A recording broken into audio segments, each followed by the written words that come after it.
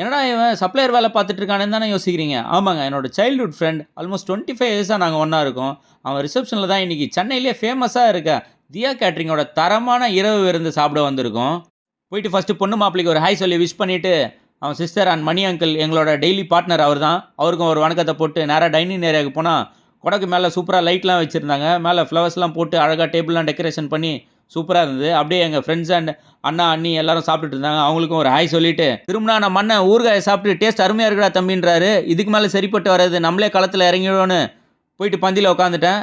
இலையை குளிப்பாட்டி முடிக்கிறதுக்குள்ளே பரிமாற ஸ்டார்ட் பண்ணிட்டாங்க. அப்படியே ரசமலாய், ஆனியன் ரைத்தா, கருணக்கிழங்கு சாப்ஸு, கார சட்னி, வெஜ் வஞ்சரம் ஃப்ரை, ஸ்வீட் பீடா, மாங்காய் ஊறுகாய், பொட்டேட்டோ சிப்ஸ், முந்திரி பக்கோடா, மிளகு அப்பளம், தட்டு பொடி இட்லி, சன்னா மசாலா, கூடவே parotta, idiyappam, veg kurma, veg noodles.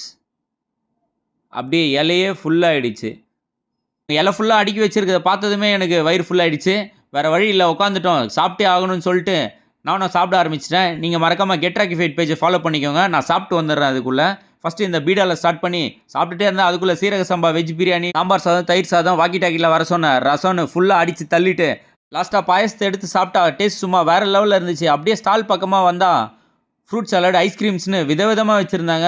அதையும் ஒரு டேஸ்ட் பார்த்துட்டு இங்கே தியா கேட்ரிங் சர்வீஸோட ரிவ்யூஸ் எடுத்துகிட்டு இருந்தாங்க. நானும் அக்காவும் போயிட்டு அறுசுவையும் அருமையாக இருந்துச்சுன்னு சொல்லிட்டு கிளம்பிட்டோம். உண்மையிலே நல்லா இருந்துச்சு, நீங்களும் ட்ரை பண்ணி பாருங்கள். எட்டி பார்த்தா எனக்கு எதுக்கு இப்போ கல்யாணம்னு கேட்டவன் கையை ஆட்டி ஆடி டான்ஸ் ஆடிட்டு இருந்தான். அவன் கூட ஒரு டான்ஸை போட்டு மார்னிங் சட்னிக்கு அங்கிள் கிட்ட தேங்காய் பாய் வாங்கிட்டு கிளம்பிட்டோம். Bye bye.